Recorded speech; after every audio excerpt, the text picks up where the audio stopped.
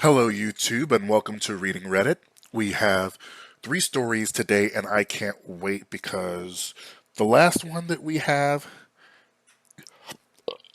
has an update.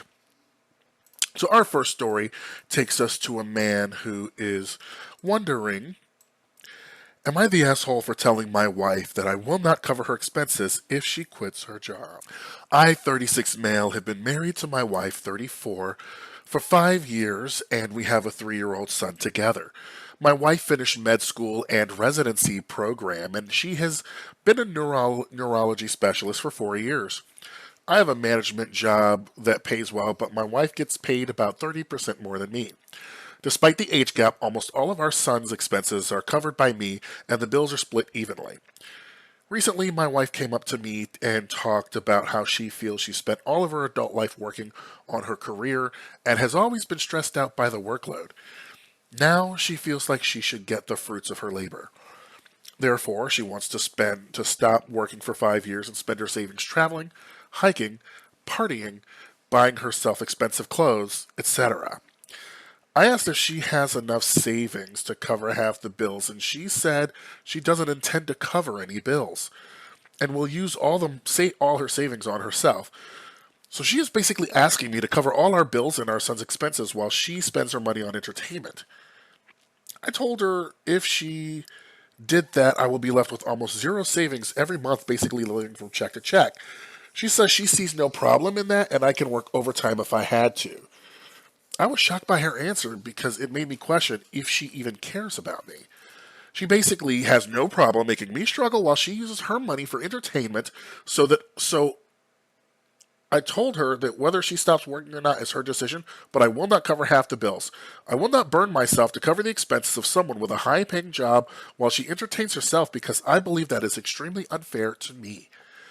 I reminded her that I've been covering all our son's expenses and half our bills despite the pay gap, so I have already been saving less, and now she wants me to drain my savings and burn myself out so that she can entertain herself? Absolutely not. Now she is angry and ranting about how I don't appreciate her and her hard work she has been doing all her life. So am I the asshole? Let's go to a couple of comments here. Bimmerman says, my man, your wife just told you indirectly that she wants a divorce.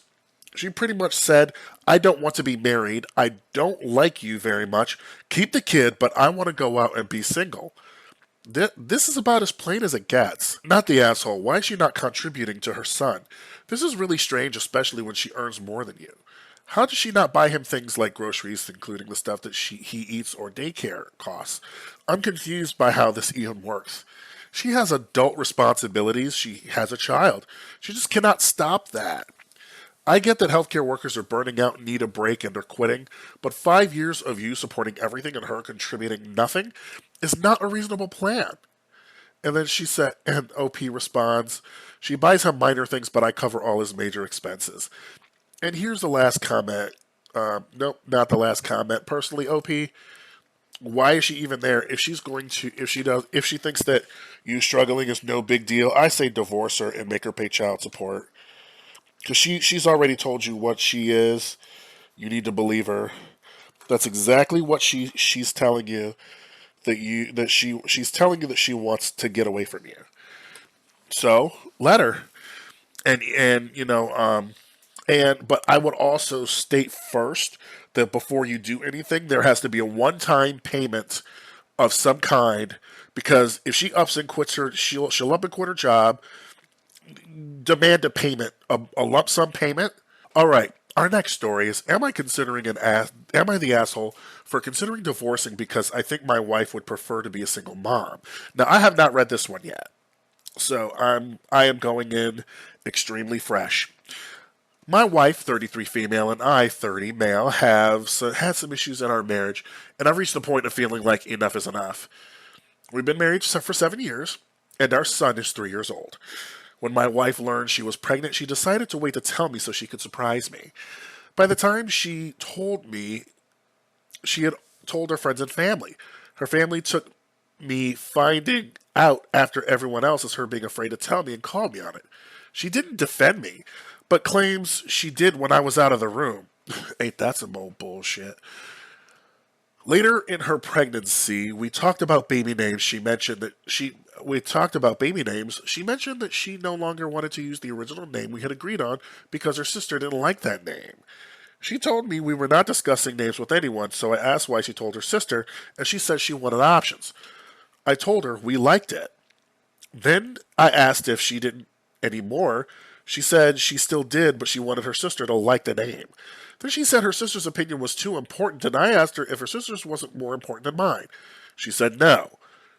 But then she tried to push for a name her sister loved as well that my wife knew I hated. It felt less. It felt me feeling less important. It left me feeling less important again. Wow. OP. I think the writing's on the wall there. I knew she was the one carrying our son. She was going through all the bodily changes, but it made me sad that only did she tell her friends. That not only did she tell me, tell. I know she was the one carrying our son. She was going through all those changes in her body, etc. But it made me sad that not only did she tell her friends and family she was pregnant first, but then wanted her sister's opinion more than mine, it felt like. When our son was 18 months old, he was taken to the hospital. My wife was home with him, and I was working from the office that day. My wife called her family before she called me, and when I got to the hospital, her parents were pissed at me for not being there sooner. And then I said, then they said I'm clearly uninvolved with when my wife called them first. I admit I was more angry this time than sad, and I told my wife she called 8 other people before me, our son's father. We talked about it some, but our son was the focus. My wife decided, and I decided that we didn't sign up for our son for football unless he asked us to, and he was older and safe. We both agreed that the injury sustained in football is a concern. All those brain injuries. It was like something we were on the same page about. But a couple of weeks ago, she told me that she had put his name down to start in another year. She did this without saying anything because her parents believe it's important that boys play football. This brought the hospital incident back more than anything, and I told her that it feels like she'd prefer to be a single mom than since it seems so easy to cut me out and dismiss my opinion. She told me I'm being unfair, and she said I sounded ready to divorce her, which was crazy. I didn't deny it, and she told me I can't ruin our family over small disagreements. I reminded her that she called 8 people when our son was taken to the hospital before me. Am I the asshole? No, you're not. Divorce her ass. If she wants to make unilateral decisions, let her without your consent. And I would also say, you know what? Since you want to be a single mother, I'm signing away my parental rights then. So that way, no. You make all the decisions. Not the asshole. She values her family's opinion over your own. Sounds like she would have a good support system as a single mom. Ironically, this may give you more say in your son's life when he's with you during your weekends post divorce. Point that out. If you're divorced, you'd probably have more say in your son's upbringing than you have so far. Genuine question. On reflection, do you think your wife even likes you? Somebody says this is a small disagreement, and this person responds, "Small disagreements? She's shutting you out of your own child's life. Has she always held you on the periphery of her life with her family at the center? Not the asshole, but you better have your ducks in a row if you even want to have shared custody of your son. You might buy time and fix some things with therapy. Meantime, you can pick a day to spend with your son and a few hours with overbearing mom's family and wifey hovering." Yeah, wow. Not the asshole at all. She is making all she's not a partner. She doesn't want a partner. She wants her family as her partner. And that's pretty much where that is. Um our third and final story. This is Buckle Up. I saw this one. This is a really interesting one. So it is, am I the asshole for refusing to give my ex best friend after 6 years? I, 28 female, used to be best friends with Anna, also 28 female, since high school. She was popular and outgoing, while I was the introverted, nerdy friend. In high school, I had a crush on Ethan, also 28 male, but I assumed he preferred Anna, so I stayed out of it. They started dating, and I supported her with reluctance because of their toxic on and off relationship. Over time, I grew to dislike Ethan because he was rude and mean. They broke up when we were 21, but got back together a year later and eventually got engaged at 23. 3 months before the wedding, Ethan drunkenly called me asking why I rejected him. I dismissed him as he was drunk and he ended the call. The very next day, I was kicked out of group chats and ghosted by everyone else in our friend circle. When I texted my friends to ask what happened, they gave me the silent treatment. When I reached out to Anna, I found myself blocked. Desperate, I even tried calling Ethan, but my number was blocked there too. I had no idea what I'd done wrong, and I wish someone would tell me. That week was hell. Anna's silence hurt me the most because at the time she meant everything to me. I barely slept, battling panic attacks at night while trying to keep it together for class during the day. If not for my supportive roommates who helped me through my panic attacks, I don't know how I would have made it through. Anna and I attended class at the same local university but took different courses. I waited for her outside her class. When she came out with her friends, I pulled her aside and asked her what was going on. She accused me of being a fake friend who tried to steal Ethan. I denied her accusation and asked for proof, but she went silent and left. They didn't unfriend me on Facebook, but kept posting about their hangouts and their bridal shower, along with indirect jabs at me. I eventually deleted my old account and changed my number. I slowly rebuilt my self-esteem and moved on. I recently created a new Facebook account. A few days ago, I was added to a group chat for our upcoming reunion, which I had no idea about. They greeted me, calling me class president as if they hadn't shunned me 6 years ago. I left the group, but they kept messaging me. Anna kept calling, so I finally picked up out of annoyance. She told me she was sorry for everything and wished for me to come to the class reunion party. The party didn't seem to be complete without the class president every year. She told me that she divorced Ethan after 2 years of marriage. She tried to reach out to me but couldn't find any of my socials or contact info after we graduated. I asked her why she was telling me any of this since she was not important in my life to me anymore. She cried. I ended the call and continued ignoring their messages on Messenger. My family says forgiveness is for my own peace and that it doesn't mean forgetting. But I don't feel anything anymore, only indifference. I don't owe them anything to ease their guilt, so am I the asshole? No, you're not. No, you're not. She decided to go nuclear. Not the asshole. She decided to go nuclear for what? A drunken phone call? All right. We're going to do 2 comments, or maybe 3. If I was you, I would steer clear. The fact that you said you had to rebuild yourself says a lot. For being such good friends, they sure abandoned you without even trying to see your side. They are all dumb as fuck for not worth another thought. OP says, yes, I've felt deeply humiliated. My self-esteem plummeted, and I felt so small. But thanks to the kindness around me of those around me, my roommates, course mates, I was able to rebuild myself and rise again. But still, I want answers, but I'm afraid they're planning something or things like that, like humiliating me at the reunion party. Maybe I watch too much K-drama and C-drama.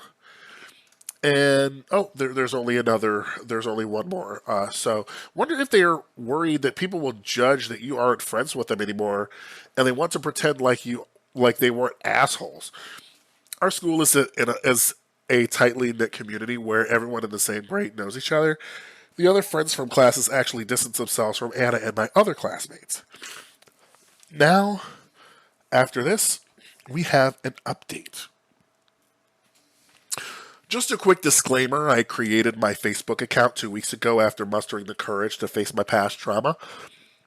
I use names and ages for anonymity. In reality, we are all 29. My friendship with Anna fell apart when I was 23, and now 6 years later, we're 29.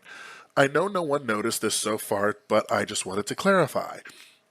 Some people from my previous post suggested that I reach out to Ethan. However, before I could do so, he reached out to me first. Yesterday, I received a friend request from him along with a message saying, "Hi" in Messenger, so we talked. He invited me for coffee this weekend, and so we could talk about it. I told him not to push his luck and just answer me.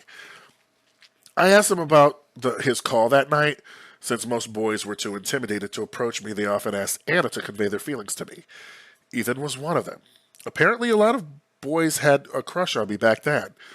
But at the time, only Anna received open confessions, so I assumed I was undesirable. Not that it mattered to me. I was foolishly infatuated with Anna, so much so that I would have rolled out a red carpet for her to walk on if I could. She was my entire world back then. Not even once did I hear about any of the boys in high school liking me from Anna. Apparently, Anna was always come back to them with her apologetic face, telling them that I had rejected them and repeated the insults I had supposedly said about them. No wonder people back in high school called me arrogant and disliked me for some reason. I just thought it was because I was a strict class president and student committee member. Unlike Anna, who was friendly and charming, I was strict, sharp-tongued, and rarely smiled. I don't owe anyone a smile. Ethan explained that he was mean to me back then because Anna told him I had said he was an orphan abandoned by his parents. This was particularly sensitive for him as he had been raised by his grandparents since childhood. He later discovered the truth when Anna inadvertently admitted it during an argument. That moment led him to file for divorce. Ethan shared that he genuinely did love Anna, but her constant insecurity and habit of bringing up my name in every argument strained their relationship. She either accused Ethan of still thinking about me or compared him to me. Huh? Or compared her to me? Okay. Anyway, Anna did not find out about Ethan's drunken call. Did find out about Ethan's drunken call that same night. They had an argument, and Ethan came close to calling off the wedding, but Anna guilt-tripped him into staying. Neither Ethan nor Anna lied or twisted the story. Anna simply told our entire friend group to stop talking to me. They knew I hadn't done anything wrong, but somehow it was still my fault that Ethan had unresolved feelings toward me. I was, and still am, an introvert, and most of my friends back then were hers. It wasn't surprising that they followed her lead when she turned against me. They were always her friends, not mine. Anna and my ex-classmates then painted me as the villain to the other friends from high school. Ethan didn't do anything to help me because he was manipulated to hate me. His words, not mine. That's why I changed my number and deleted all my social media accounts. While no one directly bombarded me with mean messages, I saw constant posts that seemed to be aimed at me even though my name was not mentioned. Ethan only revealed everything to the other friends after the divorce from Anna was finalized.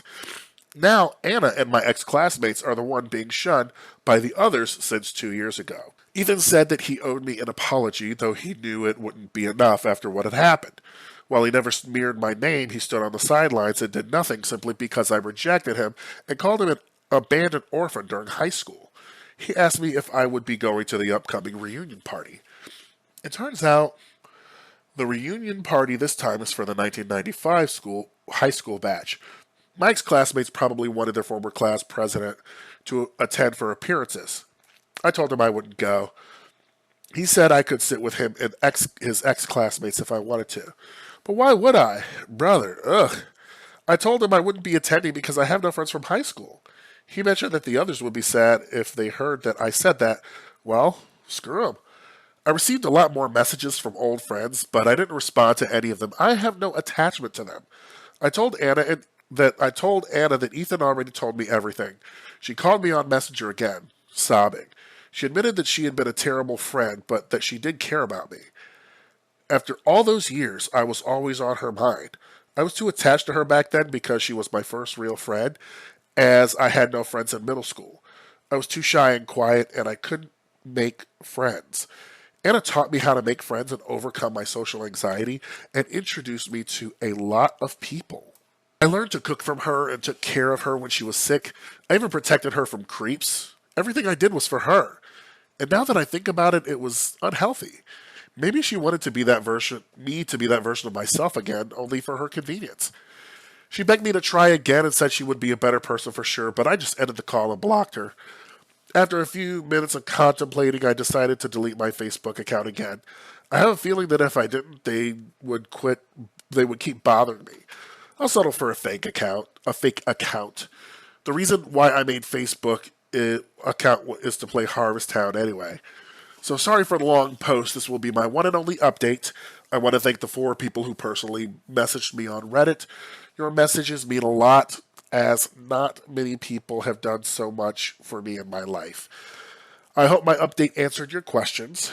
Farewell. Yeah, so Anna was blocking. Anna was blocking.